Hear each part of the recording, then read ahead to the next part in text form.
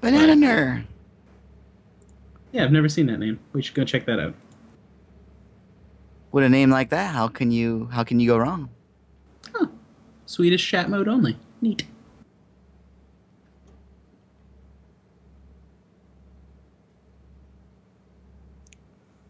All right, let's jump into this game. So Lots of this, resources on both sides. yeah, this is probably game one with both players at so many resources.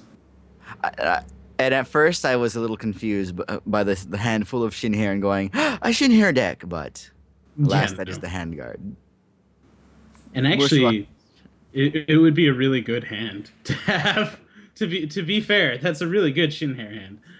We see the minions of Yazakan over on ShortSloth's side of the board surfacing. They've clearly been buffed up with the Benoshi charge power and perhaps other effects. In the graveyard, there's a disciple of Yazakan as well, so any troops going to the grave will add counters to that, and they will uh, come into board once it hits those three counters. However, his opponent is playing Shinhair. Yeah, I mean, those are Shinhair cards. I didn't think we'd see many of them today, but there they are. Both players playing Blood. Blood does seem to be the popular shard today. I will let everyone know, just at a quick glance, think I think Blood is probably the most represented shard today. Not the top deck, though. The top deck has no Blood in it. Moving on. Spiderling comes out. Don't know where those came from. Perhaps from the Exarch of the Egg that's in the graveyard that I just noticed.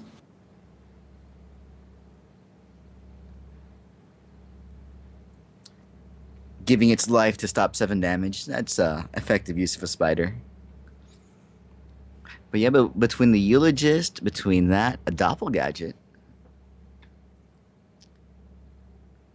Is this a 5th book deck? As currently, that's the one deck I can think of that you would use a Doppelgadget. Yeah, I feel like that would be the one to go with. Of course, I don't think it matters here. That Wakizashi Ambusher here will nail the Vampire Princess to a post and stake her through the heart, leaving the board clear for a swing here. Now, the Vampire King will gain 3 health, and with 7 resources... Never mind. But 3 health's not enough if he can't deal with more than just that. Yeah. Could have had Terrible Transfer, though. And Terrible Transfer would have been pretty good, actually. With the health gain, destroying a troop, and providing a little bit of pressure. So that was at least game 1 or 2. It was not the end of the match.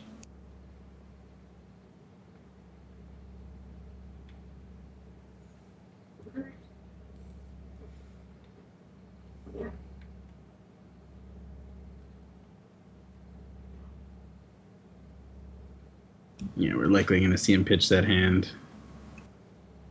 Looks like Nollfem goes down to 5 here. ShortSloth sticks at 7. Once again, I will express my distaste for the mulligan rules in Hex. I know I haven't shut up about that in quite some time, but I still feel they're not appropriate for a card game like this. See 2 shards. Nollfem will drop an Inquisition, so we'll get a look at ShortSloth's hand here. 2 Devouring Doom Spores, some shards, a Eulogist, and a Necrophage Sensei. An interesting set of troops. I think you have the choice here as a player of getting rid of a Doom Spore, which isn't likely to be played for some time, or the Eulogist, because the Eulogist is an early threat. The Necrophage Sensei does nothing without a troop in the graveyard, though.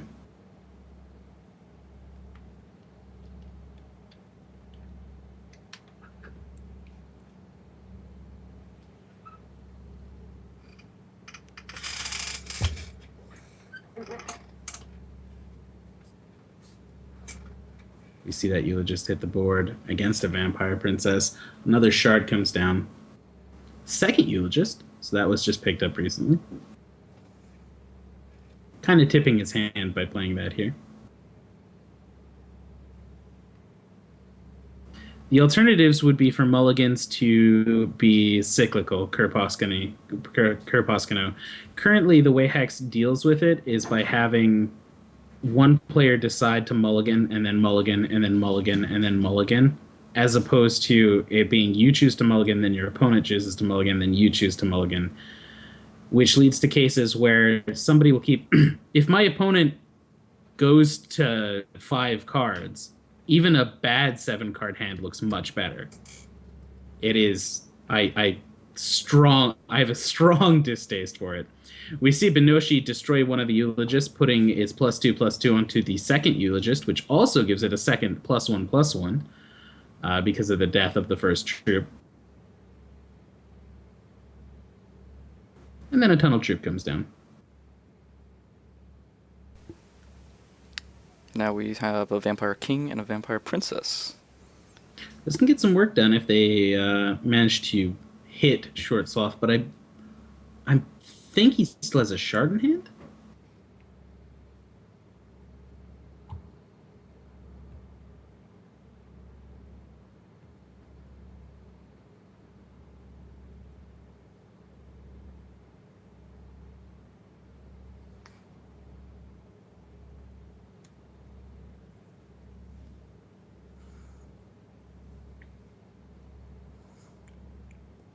Vampires come out to play.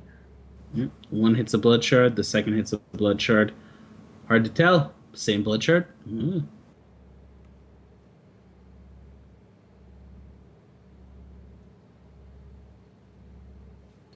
I have never had a Vampire Princess and Vampire King on the board at the same time and have either of them hit.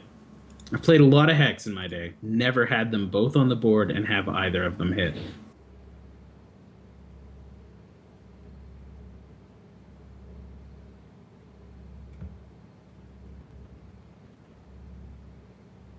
You see the Eulogist swing in for 5. That will likely just deal its damage. We know that Nollfem can get that health back with the vampires. Now Fanteo on board and a handful of resources. Well, not a handful of resources, but a handful of... a board full of resources to use is what I'm looking for. We see the Vampire King swing in. Not likely to be a troop or an action there. Or, well, no, the Devouring Doomspore we did know was in hand. We actually did know that was in hand, so that was silly. And also Curse of Oblivion hit. So the king hits the troop, the princess hits the action, maximum value attained. Exarch of the Egg hits the board.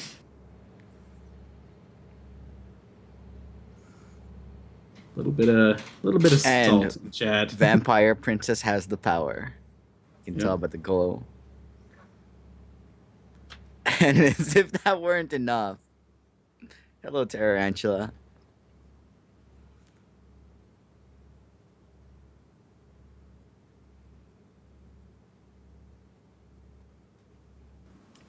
Yep, that is pretty much going to lock down the game. An Extinction from ShortSloth could clear up the board, but it doesn't fix the Tarantulas in his deck. It doesn't get the Vampire Kiss and card loss out of the way. You see the king and the princess swing in here. And lethal is done. So the Devouring Doomspores might have to come out against Vampire Kings. They're such a hard card to play most of the time. It's too late for that, though, as that seems to have been the end of the match. Oh, they must have finished game 1 ahead of time there. So we saw game 2, and then we saw the game 3. That's good.